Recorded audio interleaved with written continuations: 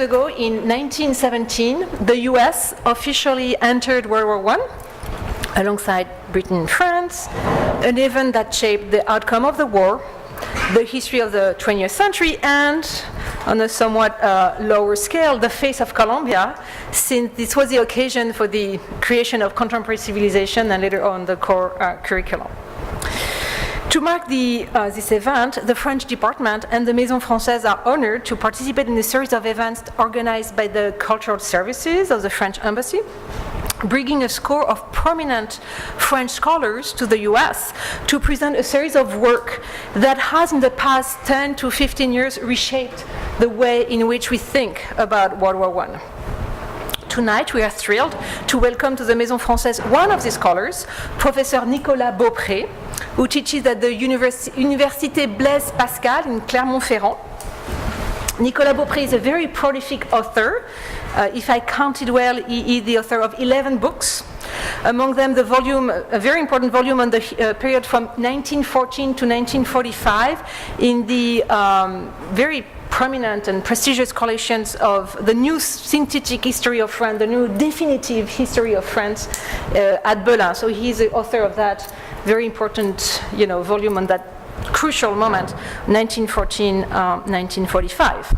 Today, he is presenting one aspect of his work, and specifically his research at the intersection of history and literature, a territory that we are very invested in at Columbia, in the French department, notably through our MA program in history and literature. So if you have any interest, please join that program. And a territory that Thomas Dodman here has also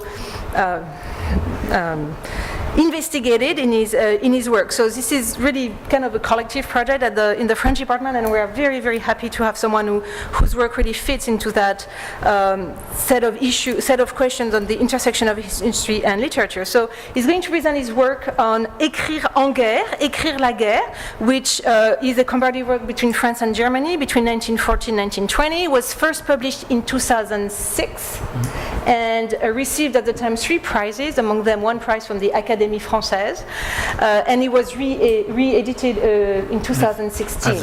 So it's here. In conversation with him tonight, we are very happy to have one other explorer of the field of history and literature, Thomas Dodman, who joined the French department this past September, and who is presenting, I think, for the first time at the Maison Française in this room. The first, but not the last. I can tell you that Shani puts us to work. While Thomas' work has not focused on the war itself, it has been not foreign at all to the question of war or the army or the culture of war, since his forthcoming book with the University of Chicago Press, entitled "What Nostalgia Was: War, Empire, and the Time of a Deadly Emotion," deals with this very specific disease that soldiers were victim of starting in the middle of the 18th century, called nostalgia. So we're very happy to have both of you, and yes, Nicolas. Thank you very much, Emmanuel, and thank you to the Maison Française and to the cultural services of the French embassy, and to you all for this invitation. 100 years after the First World War writings in general are often very cherished media to remember the war, often without taking account of the context in which and by whom they were written. Officials like to quote accounts of ordinary men and women who experienced the war and narrated it in letters and diaries as an individual response to the horrors they lived. And on the same level, they also quote novels or poems who sometimes were written with literary purposes years after the war. I intend here, in this short conference, to historicize war writing. I will focus in my paper on the context that favored, in most of the belligerent countries, the emergence of it not only as an individual response to the war, but as a broad social and cultural, and why not economic and political manifestation. If you agree, I will let the other aspect for the discussion, especially the aspect of writing letters or diaries and personal accounts as a psychological or individual response to the war. In 1958, the British war poet Edmund Blunden introduced a short pamphlet on the war poets with these words. The war of 1914 began, no doubt, with the old assumptions that the poets should sit in quiet corners writing majestically about it. But that attitude did not quite satisfy readers. The title, Soldier Poets, became the brief reference to an altered view of war poetry, though was the extent of the alteration would eventually become was not once foreseeable in 1914. As Blunden, poet and former combatant, emphasized, the relationship of poets and more broadly of all writers to the war was subsequently modified under pressure from the public who wanted to know more about the soldiers' war. A new figure emerged, the soldier poet, or in French, the écrivain combattant, or in German, the Frontdichter, the poet from the front, who had seen like death at first hand. Death at First Hand was the title of a book by famous French war writer Maurice Genevoix. Tonight's speech is not an examination of text and their hidden meanings, which are endlessly reinterpreted, most often with a strictly national framework, within a strictly national framework of analysis. My intention is to consider a cultural phenomenon which emerged and developed in many of the belligerent countries, rather than setting out yet another analysis of such writers as Sassoon, Wilfred Owen, Charles Hamilton Solé, Robert Graves, or Isaac Rosenberg. The focus here is an overview of a singular phenomenon closely linked to literary history and more generally to the political, cultural, social and economic history of the Great War.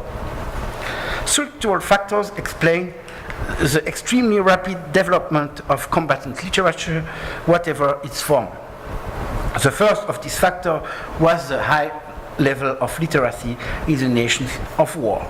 These remain in equal sense countries such as Russia or Romania or the Ottoman Empire had a high proportion of illiterate men in their armies. Overall, however, literacy levels were generally high in belligerent countries, and most of it on the Western Front, of course.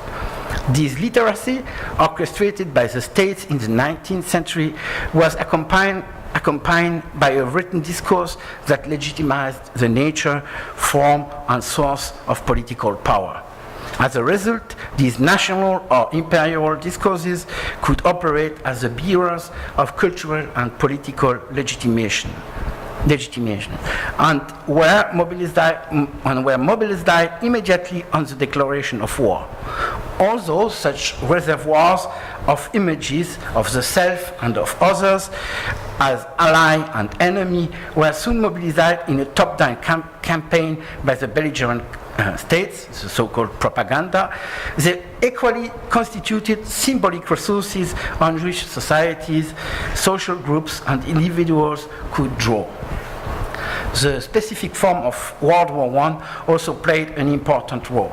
The static war was from the end of 1914 to the spring of 1918 on the Western Front. This static war, guerre de position, we say in French, favored both writing and reading as mass pastimes. Daily writing of letters or personal diaries was certainly not understood as a literary gesture, but it undoubtedly stimulated the emergence of a literature from the trenches. If we now know that war enthusiasm when countries enter the war must be strongly relativized, some circles immediately welcomed the outbreak of the war. In the rank were many intellectuals, students, and young, well-educated middle-class men who formed the substrata from which the soldier poets and writers were to emerge. As Samuel Heinz put it, the tale of the Great War didn't come from the ranks, it came from the middle-class volunteers who became the war's junior officers. In countries with conscriptions like France or Germany, the youngest members of these social classes joined their units without waiting to be called up. Even where they could have been deferred on account of their good education, they volunteered in large numbers. More remarkable are, without doubt, the older writer who enlisted some examples of diaries were especially designed for the soldier. Here a German one, and here some advertisement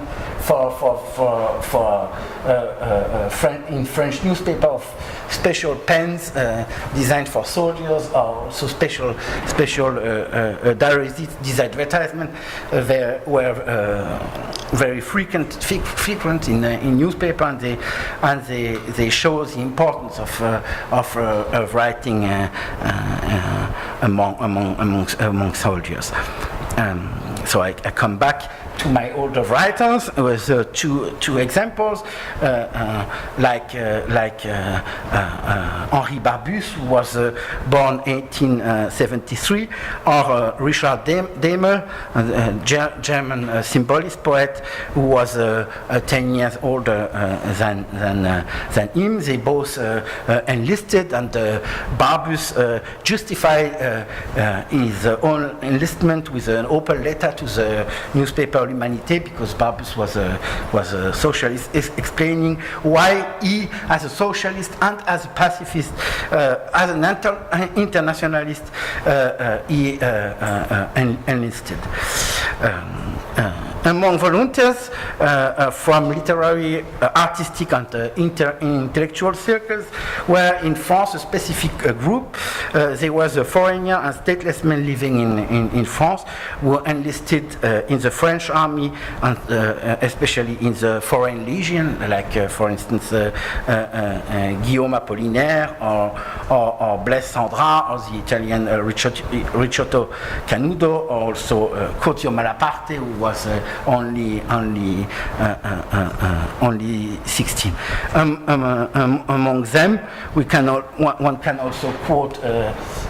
You have some examples of this younger generation who either was called to arm or who were enlisted, and some were not writers before the war, but became writers because of the war. So you had two categories who progressively merged: the writers who became soldiers, and the soldiers who became a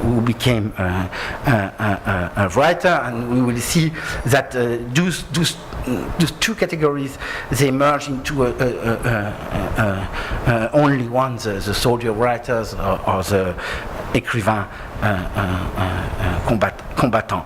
One can also mention an American case, Alan Seeger, who lived at that time in France, in Paris, and was a young poet, and he enlisted in 1914 in the Foreign Legion. We will talk about him a little bit later again. The phenomenon of writer enlistment was not confined to 1940, but in varying degrees reflected also the sequences of the nation joining the war. One can observe the same in May 1915 when for instance, Italy entered the war. There was also lots of writers who enlisted. Rapidly, the experience of the front became as well literary sources as the factor which also distinguished these soldier writers from colleagues at home. But it was not enough on its own to explain explains the emergence of the moral authority granted to this specific type of writer.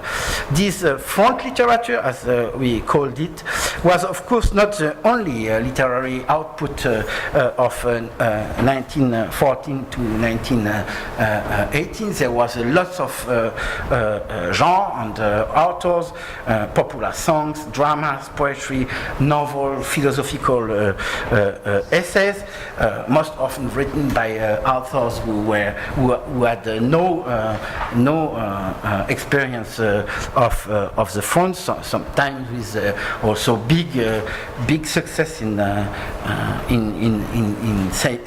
selling their books. For instance, a British poet, John Oxenham, sold more than 200,000 copies of his poem, and he was never at the front. Or Maurice Barrès wrote everyday articles in a conservative newspaper, L'Écho de Paris.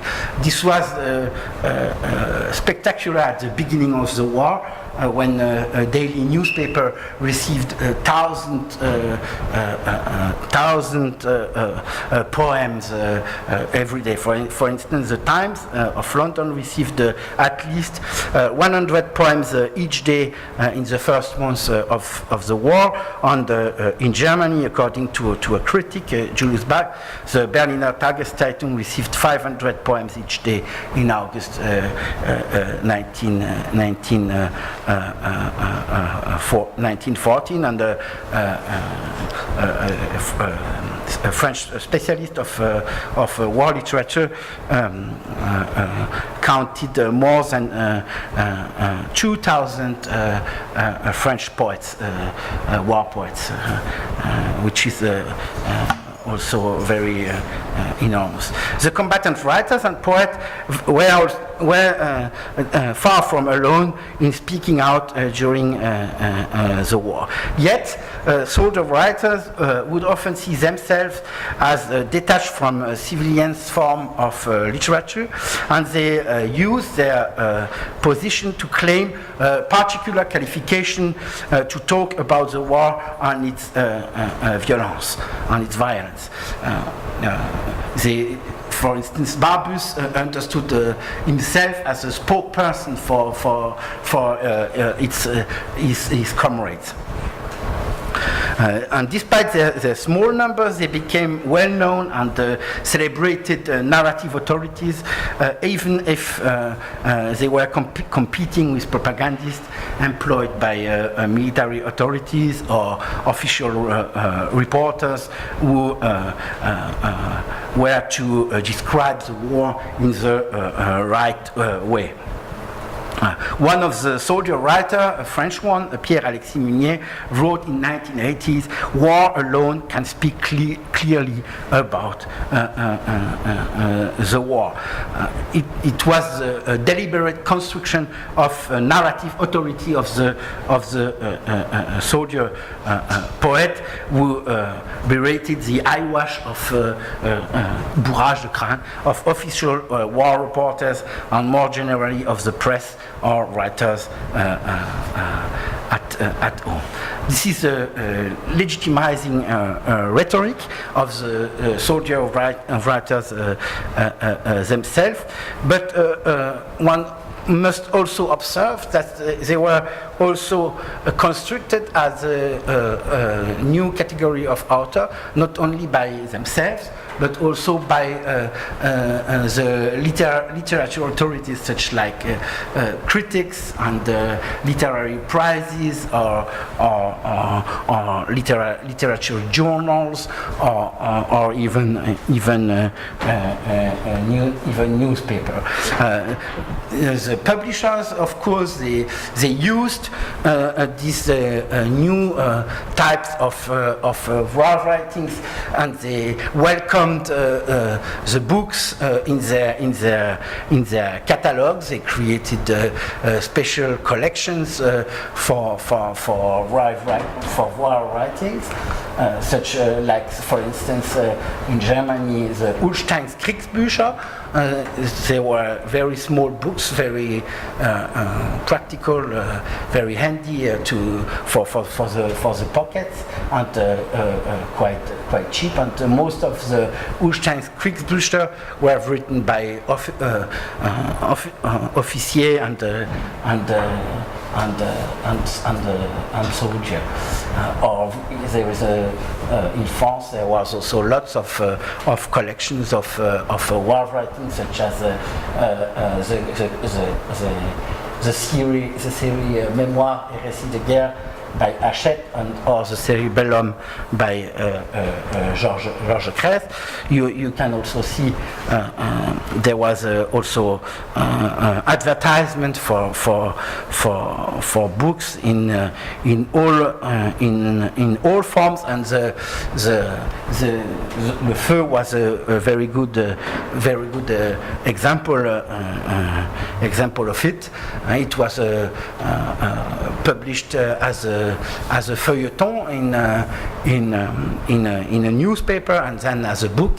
And when the book was published, the publisher put in front not the quality of the book itself, but the fact that Barbus was himself a soldier, to legitimize this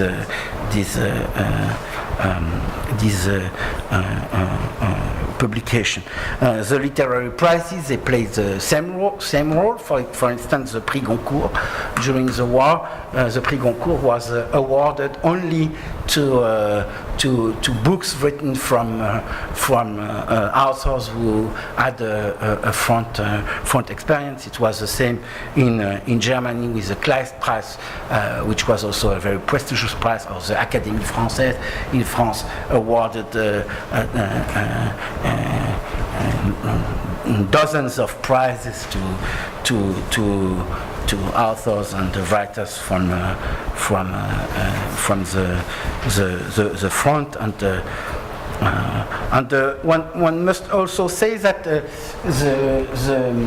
one must also say that the position of the writers as front writers was also used by journals or publishers who were also critical against the war. For instance, the avant-gardist journal in Germany, Die Aktion, The Action, published by Franz Pfemfert, published every month Verse from Schlachtfeld, so lines, poetry from the battlefield, and this time not to legitimize the war, but to criticize it. So they used the position in the same way. They used the position of the poets in the trenches, but at that time to criticize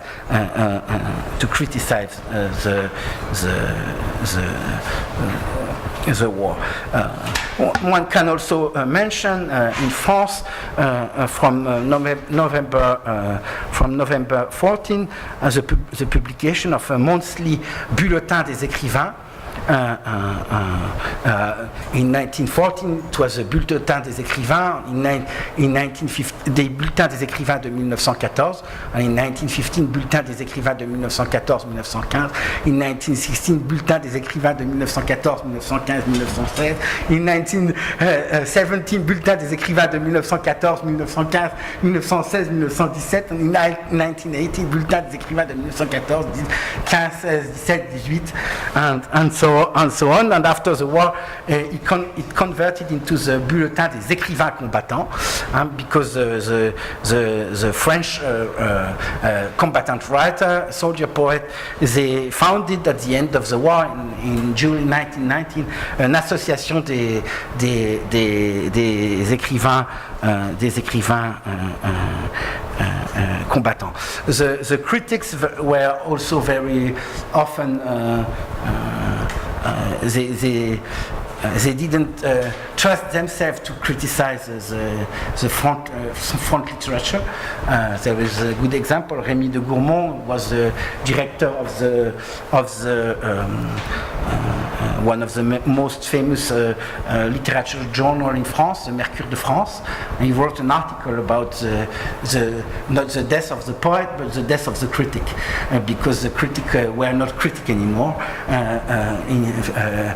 in regard to this literature. And in the Mercure de France itself, they published necrologies and obituaries about war poets. That's also a very important fact.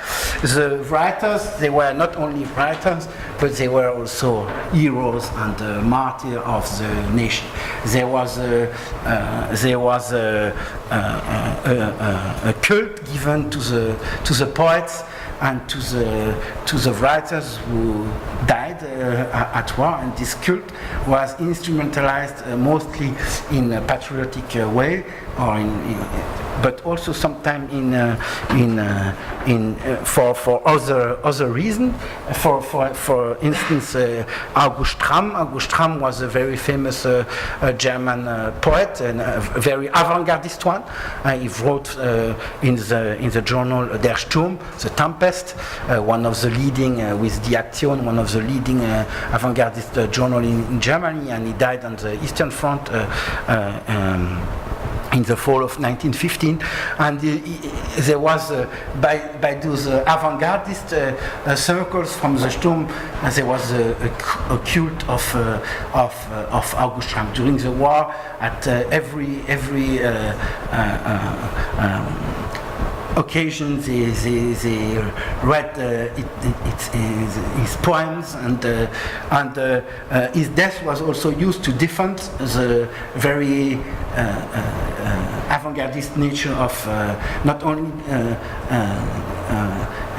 was not only still to defend the nation, but also the avant-garde. So it gave the avant-garde an hero who died for the country, especially against conservative critics.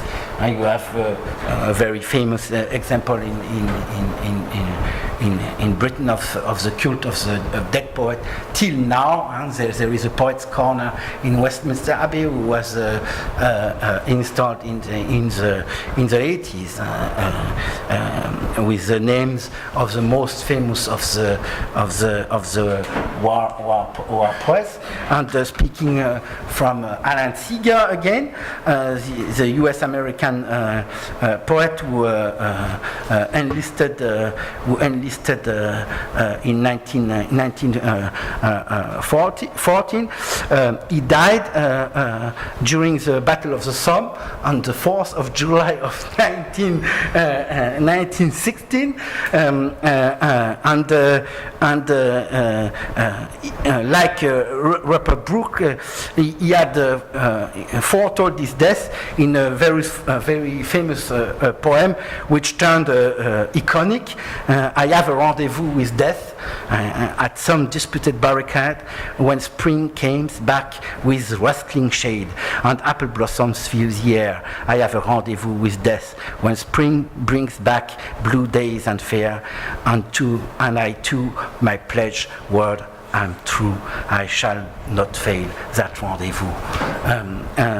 His poems and letters from the war were collected and published in December 1916, so before the American entry into the war. And in a single year, the publisher sold 7 editions and more than 20,000 copies. And by the end of the war, the total of sold copy reached 38,000, which is remarkable for a quite unknown young poet.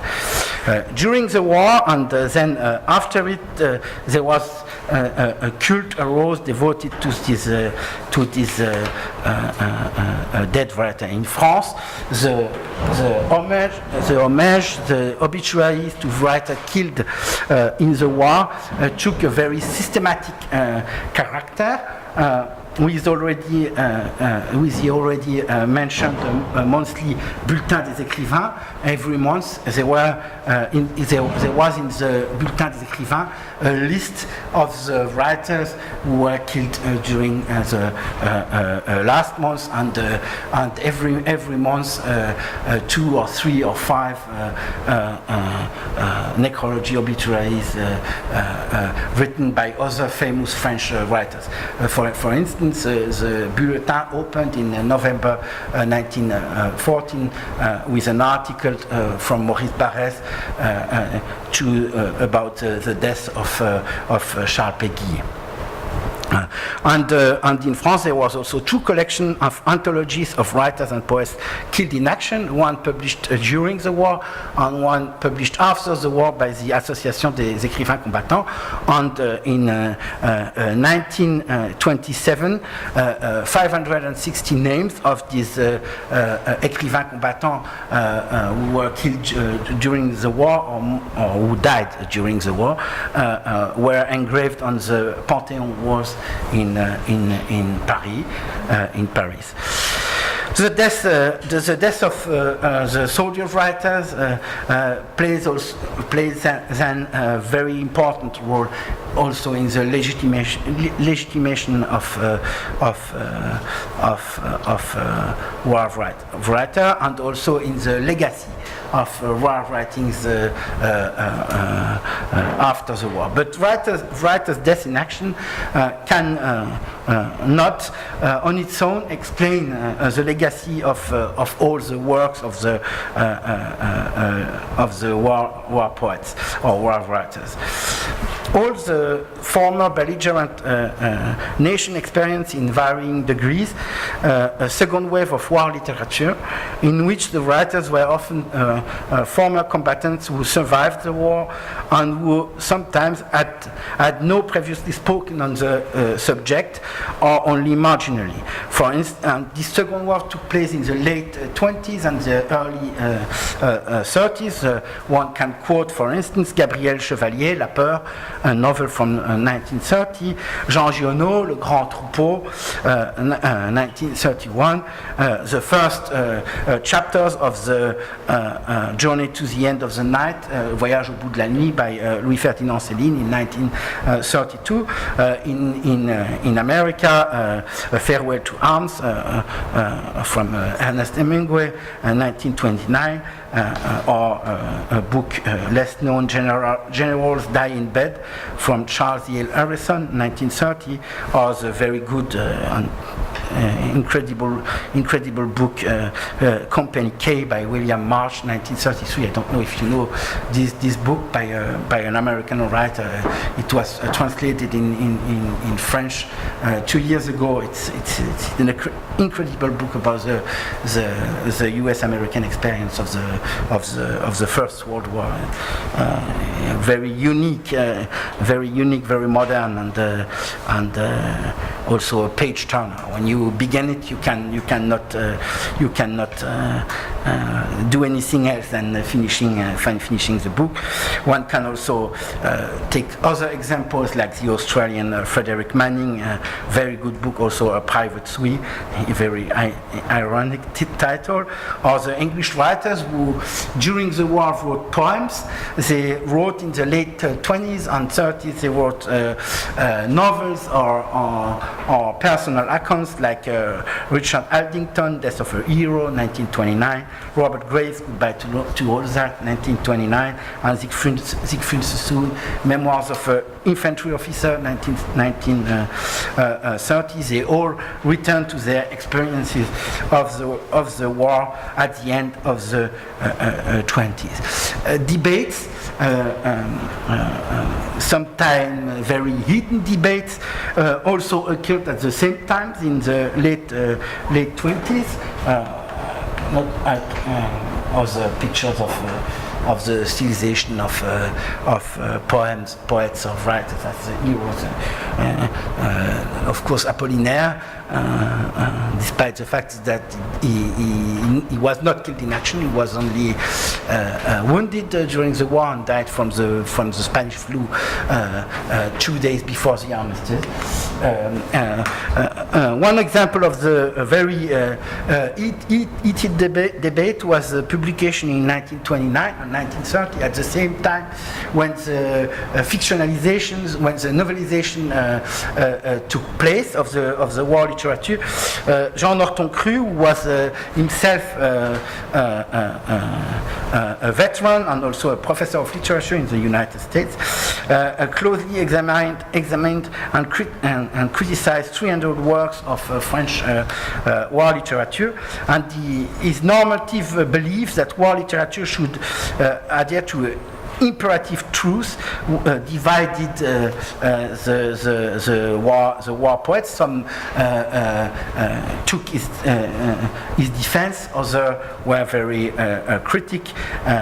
For instance, Roland d'Orgelès, who wrote Wooden Crosses, Les Croix de Bois, and who was at that time the president of the Association des écrivains combattants, attacked and confronted Jean Norton-Cru, who proposed a normative redefinition of the role and even of the identity of the war writer.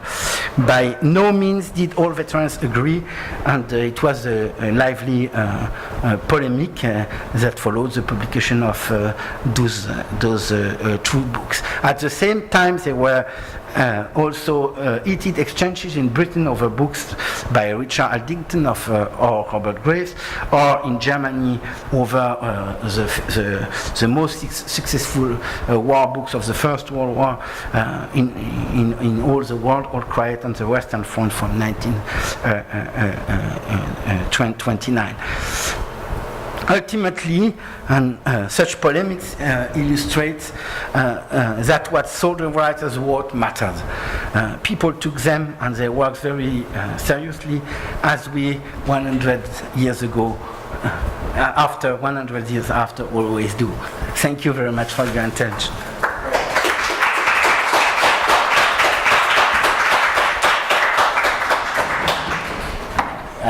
I had maybe we talk about translation. We can also. I had a small part about translation, but I was too long, so maybe we didn't talk about that after. Okay. Well, thank you very much, Nicolas, for that wonderful presentation. I think really rich and vivid, and especially comparative, which is something that we often don't get to hear that much about. So.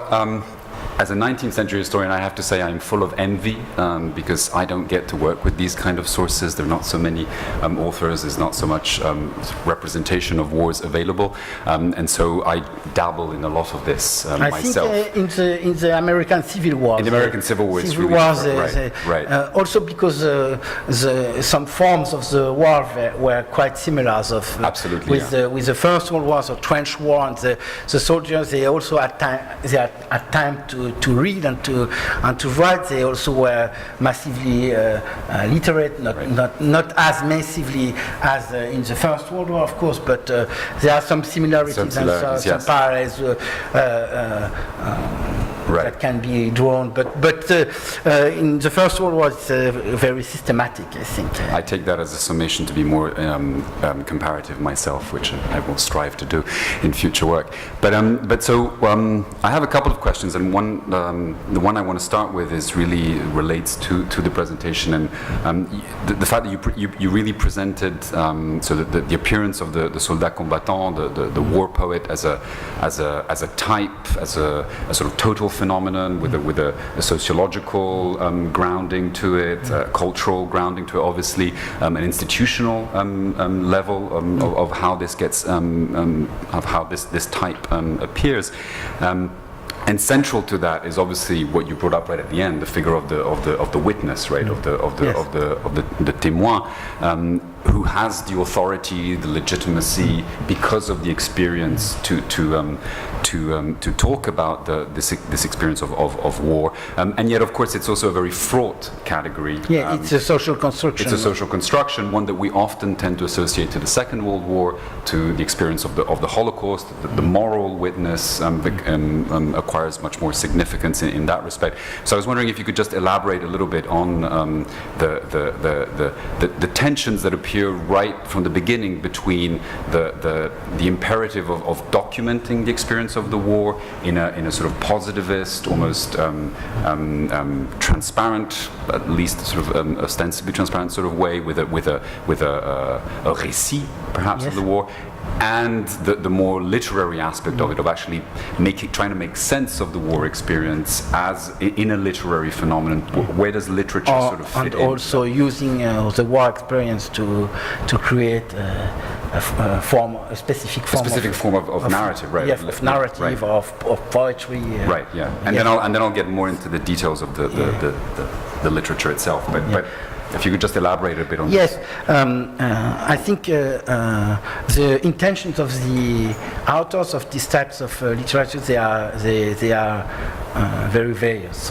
So not the problem. Norton Cru, when he wrote his book in the late 20s and in the 30s, he had one idea. What a war literature should be, and for him it should be a first-hand account with documentary and moral purpose. It's a témoignage. But for the author itself, it varies a lot. Some were like Roland Dorgelet, like Maurice Genevois, fitted in the definition of Jean Norton Cru. They understood themselves as a moral witness and as spokesperson of their comrades. But others did not. They used their front experience to do something else, to do some literature, to enhance their reputation as writers also, of course, and they had not the intention of only writing récits de guerre, personal accounts, but to build a work. Some other had political intentions, and Jean Norton Cru, he refuses any political intentions for the work. He himself was a pacifist, Cru, but he didn't like, of course, he didn't like the jingoistic writers, but he didn't like too Henri Barbus. Henri Barbus was for him not a good example, because for him Henri Barbus had his political ideas and used the war to justify his own political ideas. For Jean Norton Cru, the idea is if you simply say the truth about the war, there will be no war anymore. So he says that explicitly. So please don't make theses, don't write literature. Simply say the truth. And try to say the truth, but it was not, of course, the intention of the writer, and the intentions they also varied during times. It was naturally not the same to write about the war when the war was not finished, and to write about the war after 1918 when the war was a victory for the French or was a defeat for the Germans. It was not the same. But for Jean Norton Cru, when he examined the war books, he examined all the books with the same frame. They were written in 1915, 16, or in 1926. It's the same frame of analysis. So my purpose was also to re-examine the intentions of the authors and to give to this corpus it's complexity again. So it's as you say, it's a broad phenomena that one can observe in most of the Belgian countries, but it's also very complex and it's not only témoignage, it's not only eyewitnessing the war. Right. Yeah. Well, focusing precisely on the novels themselves, or the literature and the poetry and the sort of literary production itself. So moving a little bit beyond this more institutional level to perhaps the more literary side of things themselves. So I'm struck, and in reading your book, I was really struck by the similarities one finds, for example, in doing this comparative work between Germany and France in your particular case. But there are also, of course, major differences. Yes. In some countries, a certain kind of literary expression of the war is going to be like dominant. war poetry. Right. You spoke of war poets, and that's something we associate particularly to the British case. Yes. Less so perhaps to the French one, although of course there is Apollinaire and there was lots of other poets too. But so there's that. There's also different themes perhaps that emerge in certain places. I mean, the theme of shell shock, for example, it becomes so central to the British experience. Yes. Of also the description of the landscapes in the British poetry plays a very important role, and was linked to the tradition of the British poetry of the late 19th century. Yeah. So. And then there's also the question of form itself. In some countries, it seems as if the war radically overhauled forms of expression. Modris Eckstein famously sort of made the argument that the war was. Yeah, I don't agree. Which of course you don't agree, and that there are signs of a radical modernism before the war. Of course, the futurists are an example. There are many other ones too. But in some places, some sort of traditions, there was more focus on traditional forms, perhaps, of literary expression. In other countries, there was an embrace of the more modernist, radical forms. So I'm wondering if, in your comparative approach, you've come to some sort of conclusion as to what might explain these similarities on the one hand, but also differences on the other. It's a big question. It's a very big question. So first, one must say there are different literary history, the national framework, the way literature is considered in Germany, in France, in Great Britain, in the US. Is different, and it has a major influence on what is written, and also, of course, the short time plays an important role. Of course, the avant-gardist of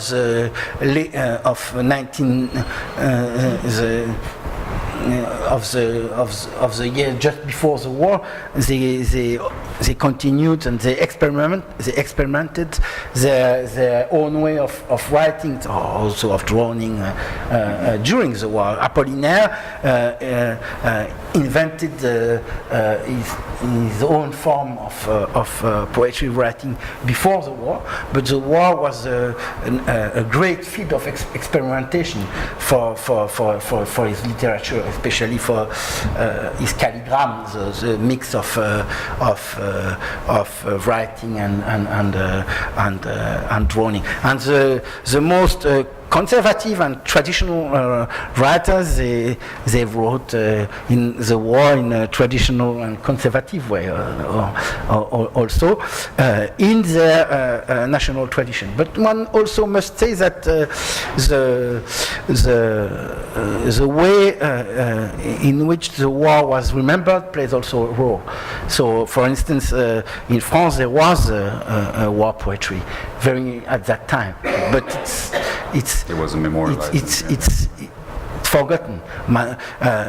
even with Apollinaire, it's only the last year with the biography by Laurence Campa or Annette Becker that the First World War is central in his biography and in his own way of writing, and lots of other poets are totally forgotten. And in Great Britain, there was also a First World War prose, and very often by the same writers. The one who survived the war, Sassoon, Graves, Edmund Blunden, Richard Addington, they all, during the war, they all wrote poetry, but after the war, they, just like their colleagues in France or Germany, they wrote novels and they wrote accounts that were a mix of their own personal experience and fiction, and so there are similarities, but also, of course, the strong national tradition in the history of literature, but also remembrance history of in the way it's. Because literature plays in all this country a very important role in the remembrance of the First World War. Of course, yeah. Yeah, So, Jay Winter has right, written lots of books about it. So I have many more questions, but I'll limit myself to one because I'd like to open it up to discussion a little bit. And this is pointing a little bit towards the research that you're engaging in now, which Yes. I'm personally very interested in, and I'd love to hear a bit more about, which is about the way in which war affects people's sense of temporality and the transformations of our understanding of time, done, from what I understand, not at a sort of abstract level, but also in the concrete practices that soldiers engage in. And so one thing that I just noted in rereading your first book was how time, and this is more about space, but I always think of the two really. I was a history and geography teacher in France, as one is before coming here, and so both what we understand in doing this comparative approach is that both the French obviously understood their participation in the war as a war of defense, because the war was being fought in northern France, at least on the western front, but the German soldiers also understood their entrenchment in the trenches as a war of defense, out of the sense of encirclement that Germany was in fighting the war on two fronts. So all of a sudden, I think you get a very different understanding of how the experience of the soldiers, what it was and how it manifests itself. And so I was wondering if you could tell us a little bit about preliminary findings in this question of war and temporality. Yes, I'm working on a new book project on how the actors of the First World War and apprehended and represented the time they lived in, the epoch, so the First World War as itself, but also the daily time, how they apprehended it. Was this time immobile, with no perspective, or ennui, cafard, they said, or did they have great expectations for after the war? How they also see their past. And what's interesting, and my purpose is to explore if there is a specific wartime, if one can speak about wartime or war times, because sometimes there are also discordance between the time experience at the front and the time experience at the rear, the time experience in occupied areas. There are some similarities, but there are also some very important difference. And my purpose is to explore that. And one of the main goal of this research is to try to give a new answer to a very old question. Is how did the societies endure the war? Why and how did they were able to endure these wars? It was more and more total. So tying into the famous debate question on whether it's endurance.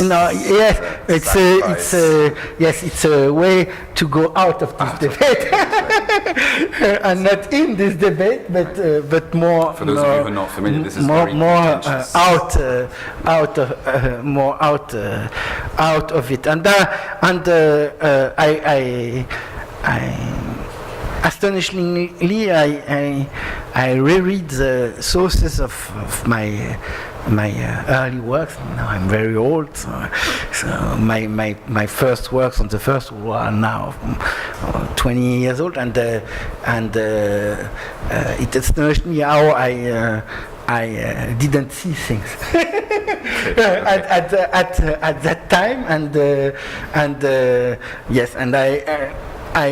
it makes very modest. So when you come on the same sources as you were working on 15 or 20 years later, you have another understanding of them, and yes. Well, I look forward to being in that position. 15 years from now. But so thank you very much. I'd like to open it up now for questions. Yes, in the back. Yes, thank you very much. Very interesting. I have several questions. First of all, as you know, poetry in 1914 in England, they had contests. Yes. In the newspapers for the best war poetry. Yes. And my impression from reading all the work on literature during the war is that most of it was pro-war in all the different states. The idea of an anti-war literature is sort of after. Yes, of course. I totally agree. And then, we don't really see Owen and the rest of them valorized until the 60s, frankly. Yes. So it raises the question of what your thoughts are on the comparison of this literature to the effect it had on writers. We know it's had an effect on writers after the Second World War, after Vietnam, etc. What's your thoughts about that? And secondly, we can bring up March. Now, March's first novel was indeed Company K, but he's not known for Company K. He's known for Bad Seed, which he publishes in '54, which became a famous novel, sold 1 million copies. So the question is also, how does these art forms that are evolving? We know that after World War I, there's an explosion of rebellion against every conventional art form that lasted this time period. So how do you see that interacting with the kind of experience, the frontline experience of war that these novels produce? Is there a relationship or not? It was a very long question, so I'm not sure Dans quelle mesure est-ce que l'effet à retardement de l'importance reconnue de ces textes, est-ce que elle influe sur les formes de l'après-guerre, the 60s, yes, I must say I don't know, but on the British poets, it's true. Wilfred Owen and Sassoon and Graves, they became famous long after the war. During the war, they only published in small collections of unknown avant-gardist poets, but their reception first in the 30s, when Graves and when the survivors, not the one who died during the war, published their memoirs and their accounts. It's the first step, and the second step, you're right, is the 60s, when there was other wars. There was at that time the Cold War, the war in Vietnam, and there was I think a rediscovery of the First World War literature at that time. It's the same came in the cinema with Stanley Kubrick. Is interested in the First World War in the late 50s in another context, in the context of the Cold War, of the Korean War, and then after of the Vietnam War, of course. And yes, I think there are some temporalities of the history of literature which are also specific, and it's I think interesting subjects to work on the intertextuality between First World War literature and Vietnam literature also. And during the war, during the First World War itself also, for instance, Barbus was translated into English in 1917, so very early, and Wilfred Owen and Siegfried Sassoon, they read Barbus. As Counterattack is one of the best book of poetry by Sassoon. The incipit is a sentence in French from Le Feu from Barbus. So there is a circulation of the war literature during the war, but also I think after. And it's true that history of literature has its own temporalities. I think I don't know if I really answered your questions, but you are right also when you say that the more radical pacifist literature is more an after-war phenomenon than a war phenomenon as itself. There are some exceptions like Barbus, and like Dadaism also in Switzerland in 1916. Dadaism, which was a radical confrontation not only with the war but with the societies at war, but Dadaism emerged not on the front line, but in a neutral country. So, do we have? Yes, please. Thank you. I find it fascinating that avant-garde, which is a military term, became to designate a literary movement. Before the war. Yes, I'm wondering how you interpret that correspondence, and what's the term used during the First World War to designate a literary production, and were these writers aware that they were? The avant-gardists? In both senses of the word. Where they were par rapport à la guerre. Est-ce que les écrivains que l'on reconnaît aujourd'hui comme étant avant-gardistes en guerre, est-ce qu'eux-mêmes s'identifiaient comme l'étant? Yes, I think yes, they were. Yeah, yes, of course. Yes, Blaise Cendrars, Oui, or Guillaume Apollinaire, or the German expressionists. They understood themselves as avant-gardists, and they were avant-gardists in literature, in art, not only literature, because the avant-garde was also a merge of all kinds of art, literature and visual art. The links between visual arts and literature was very strong before the war and remained during the war. And yes, I think you're completely right. It's this analogy between military avant-garde and avant-garde in the art is very moving. There is a nice exhibition at the Metropolitan Museum here in New York about the First World War and the visual arts, and there are also some books, not only drawings or engravings, but also some nice books. Other questions? There was a hand up here. Yes. So World War I, we always hear about the soldiers and obviously different times and the writing. And I've done a lot of research actually about the nurses of World War I.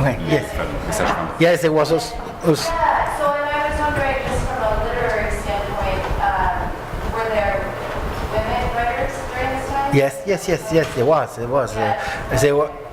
Yes, there was, and there are now lots of studies, especially on British women writers. There are lots of examples, also very famous names like Vera Brittain, or I don't recall.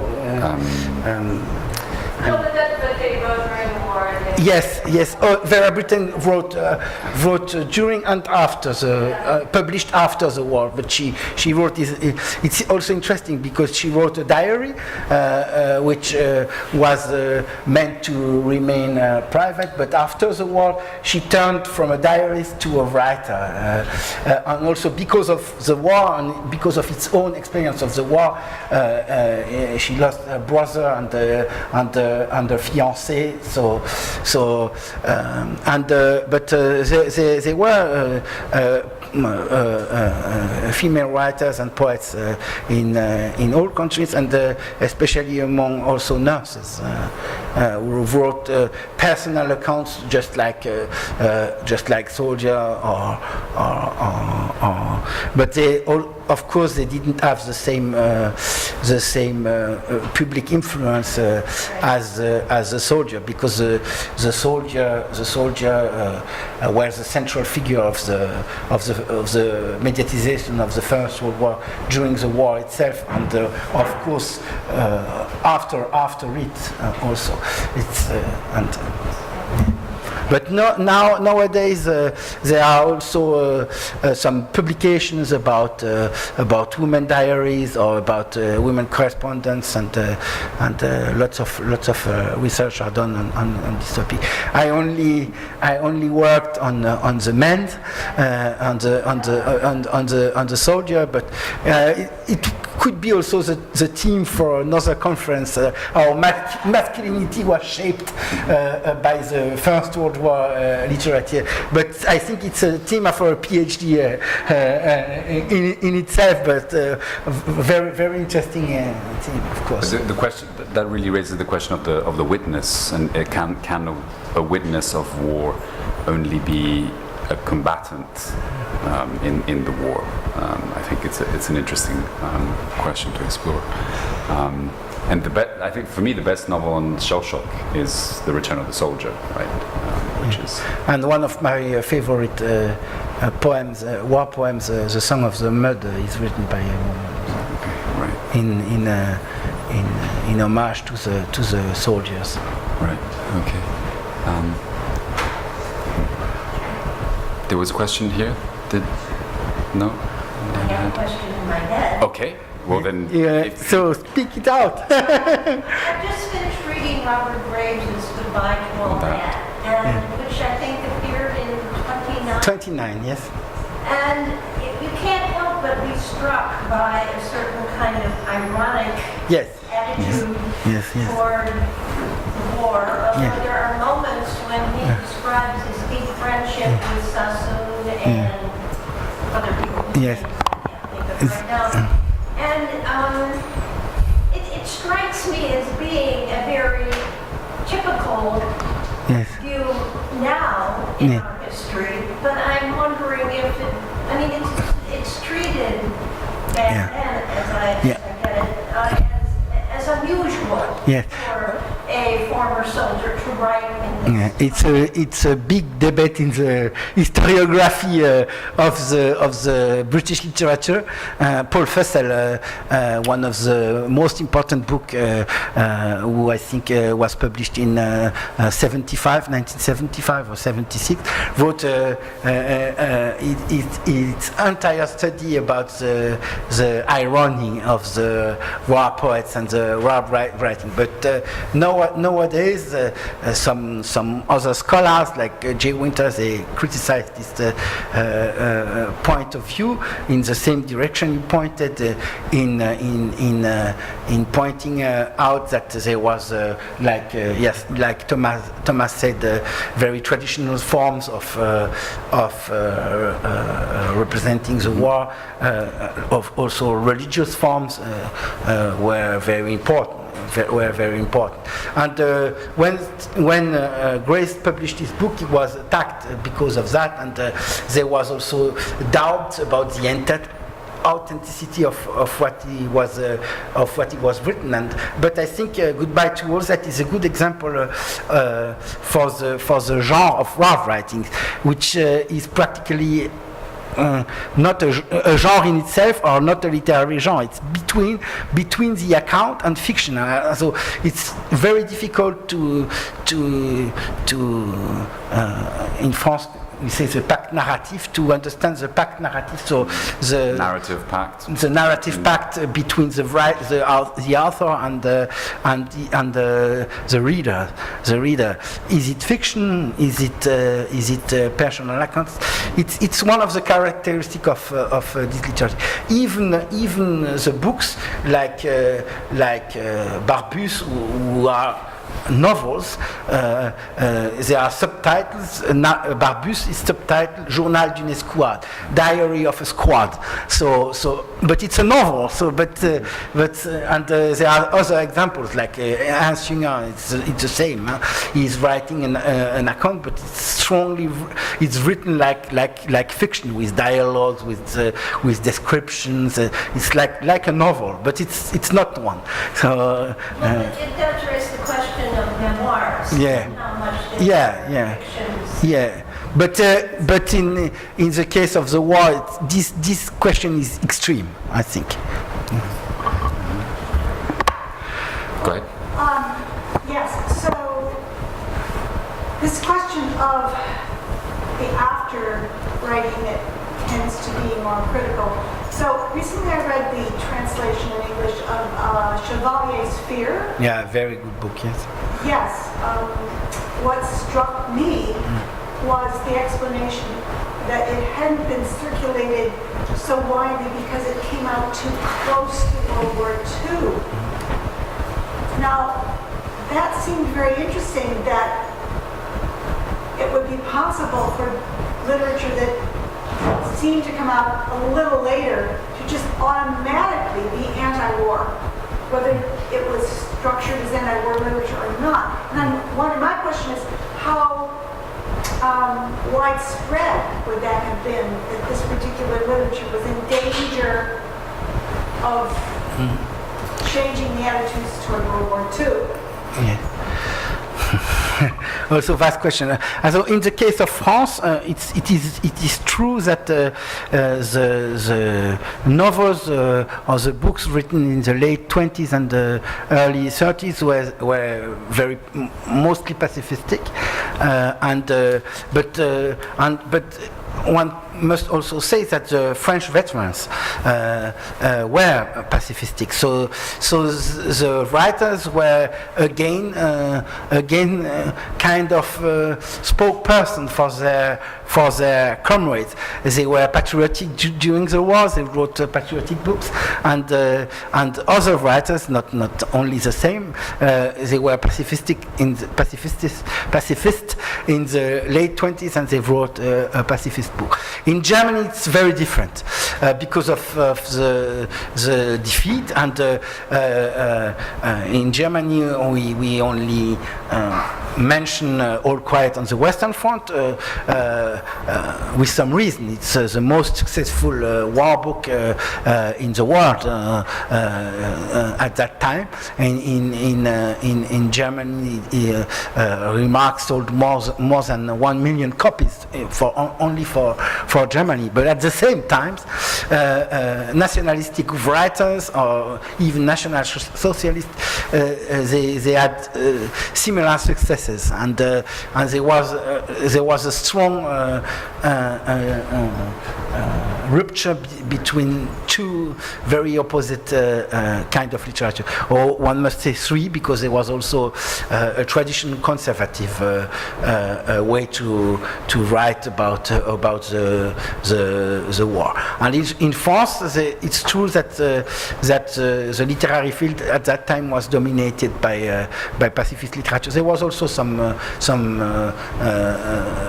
conservative and nationalistic tradition. tradition, but it was a small minority at that time. How it influenced the way France went into the late 30s crisis, it's difficult to say. It's more the atmosphere that play a role. I don't know if literature itself could be blamed for the attitude of the French politician in 1938. But it's true that Daladier was a veteran of the First World War, so it played certainly a role. Emmanuel? I had a question about the more literary or more aesthetical aspect of that literature. And I was like, when we were speaking about the poet, the soldier poet, the poet soldier, and as if there was like this general kind of transgenre, literature, the poet, the novelist, the journalist, maybe, were participating in the same kind of literature.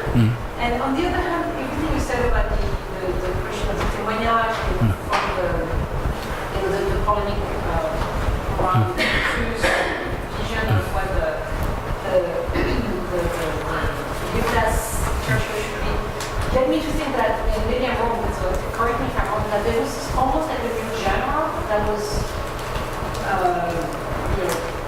born in that moment, which is like some kind of mix between fiction and documentary literature. So, and Cru is fighting about that. It's it's a paradox by John Norton Cru, because in a sense he's very traditional. In his study about the 300 French books, he divides the corpus into very into categories: letters, accounts, diaries, essays, and novels. There are 5 categories, but he is criticizing the 5 categories with the same frame. He is using the same frames and examining the books with the same view in order to promote one typical genre, one ideal typical genre. He's trying to forge an ideal type, the one of the témoignage. But what would you say? So, like, but what would you say that there are some kind of aesthetical commonalities between the different, works? Yes, I would be. Aesthetical, I don't know, but there is I think, speaking about the prose itself, what there is a mix of during the war, the most important genre was the récit, so account, I don't know, narrative. It's difficult to translate into English. Récit is an account or narration. I don't know. Account would be the best translation, but it's not as. And the récit is a mix of fiction. It's actually a mix of fiction, and it's not a memoir. It's a mix of fiction and facts. Yes, truth. I don't know. I think, and if it would be. It would be in simplification, but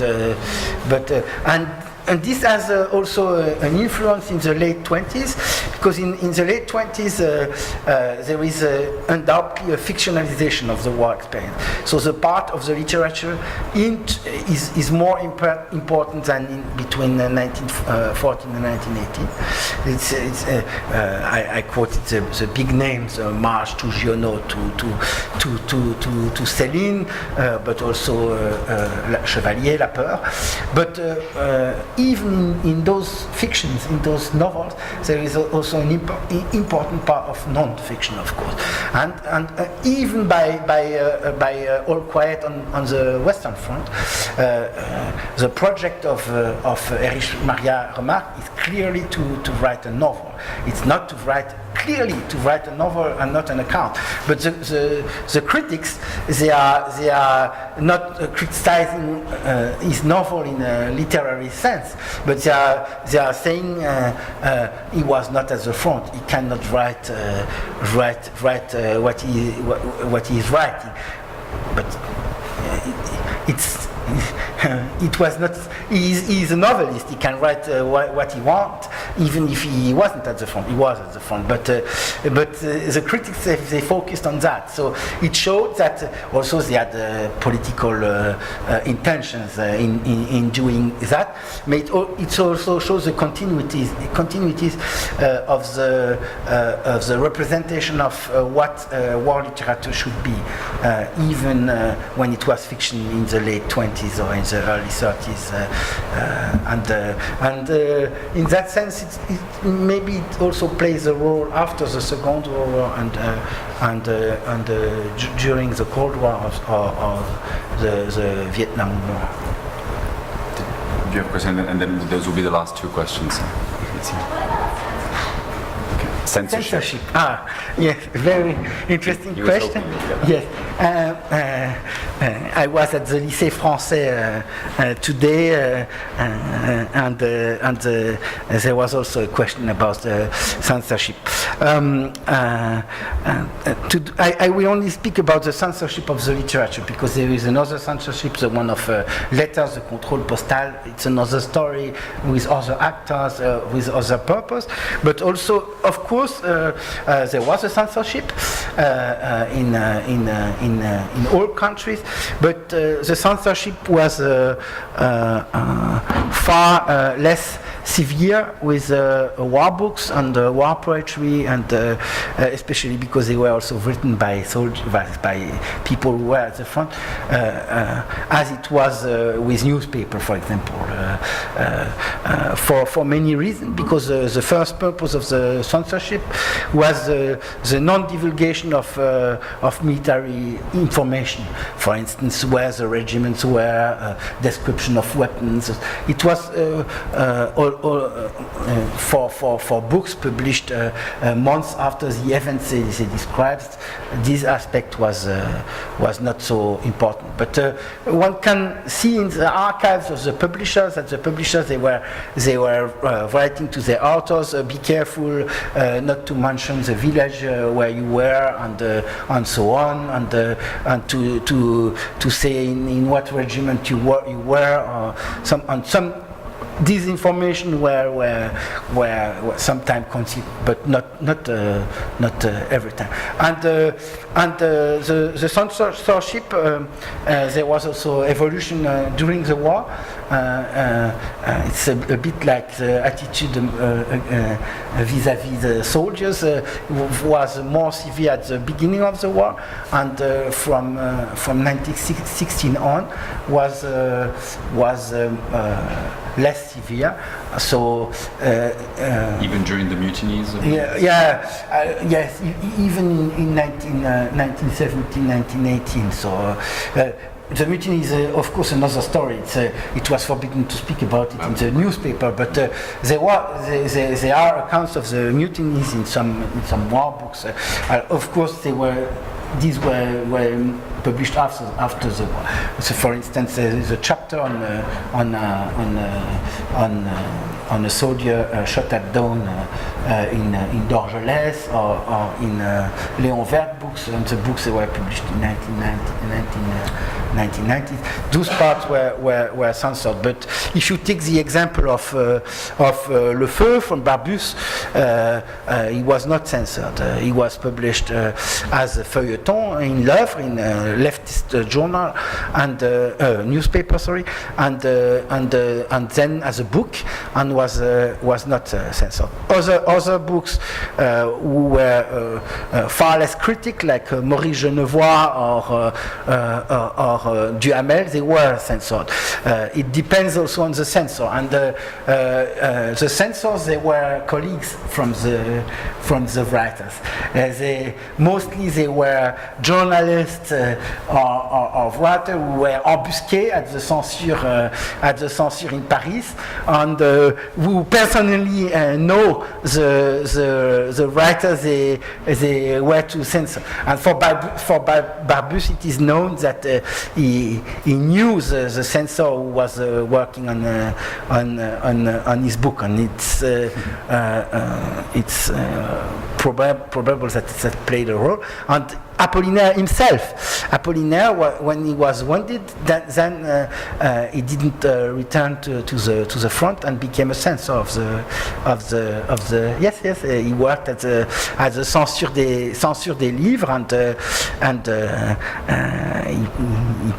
he censored some books, and of course he was more severe with unknown writers than with his friends, for instance, Soupeau, or the people he knew.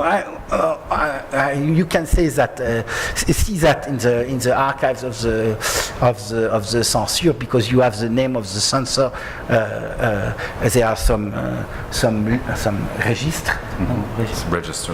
registers with the book and the title of the book, and if the book is authorized without cuts, authorized with cuts, or forbidden, and you have then the signature or the name of the censor, and then you can see what book Apollinaire censored or not. And the censorship was authorities, the censorship authorities, they were conscious that from 1916 it was impossible only to publish some jingoistic poems or books that say that the soldiers were very happy to go out over the top and with white gloves on. This literature continued to exist, but they were conscious that they also had to let some more realistic description of the front for the public, because the public they already have read the letters for 1 year from their relatives at the front, so they had a certain idea of what a certain idea, not of what the realities of the trench life were. So, but yes, I worked for my research on censorship. It's interesting. One last quick question. One form that has existed to this day from the First World War is the veneration of the experience of the frontline soldier, yes, or the Kameradschaft, the front soldat, yes, and that becomes uncritical. You know, that becomes, we just saw it in this country with the Ken Burns series, where basically the whole narrative is based on the front soldat talking about his experiences, and we can go again and again into this. What do you think because it's a demonstrable fact that type of aesthetic informs fascism and National Socialism very strongly. Democracy has a different take on it in different countries. Yeah. But that, I think, is a form that exists to this day in our popular culture, in the West, etc. Yeah. And certainly to demonstrate that in the United States. What do you see are what's your take on that? How do you examine the literature that stems from that? For something like Remarque, he has only 1 month of combat experience, but it's pretty intense at Passion Day. And Le Feu, Barbus becomes a communist. So no one even says, but communists, they also have comrades. From 18 to 35, dies there. So he's not something important to me as an American. until I read that novel a few years ago. But what do you think about that? That is one of the key takeaways aesthetically in how the First World War has impacted culture, period, since that time. Yeah, but this comradeship can be used for various political purposes, and you're right. The Nazis they used it for their own purposes, but the French left also. The community of the soldier in the trenches can be used not only in a fascist way. Of course, it was for when you examine the fate of the First World War literature after 1933 in Germany, you can see that I mentioned for France an association of the war writers, and it was created in Germany in 1934. It was called Die Mannschaft, so the team, and the subtitle of this association was Kameradschaft of the Front. Kameradschaft der Frontister, I think. Comradeship of the front writers. So they, of course, they used this comradeship, but they didn't create it. It was not an invention of the fascists. This ideology of camaraderie was very important in the French among the French veterans in the 20s, and the French veterans they were not fascists. Some were the Croix de Feu, or it's a big discussion in the French historiography, but some were not, and they also this ideology of comradeship was very. It also goes back in time to the 19th century and all the way back to the Iliad in a way. It is the idea that sure, of course, it's an important issue. It's a big question, because is an experience like a war experience creating identities? That is the issues. Is war experience more important than social class belonging? Is what is more important? Is you are a worker living among workers, working with your friends, your fellow workers, or is that you have 4 years long fought at the front with peasant and young bourgeois and shared a common experience? It's a big issue, and what is the most important in the identities of the people? I think it's the identity is a mix of all these social situated identities, but also experience, life experience, like not only war experience but other experiences. Well, it has been or one can also speak about gender, of course. He doesn't want to stop. It's been a very long day for Nicolas. Yes. So thank you all for coming here this evening, and please join me very much. in thanking Nicolas. Thank you.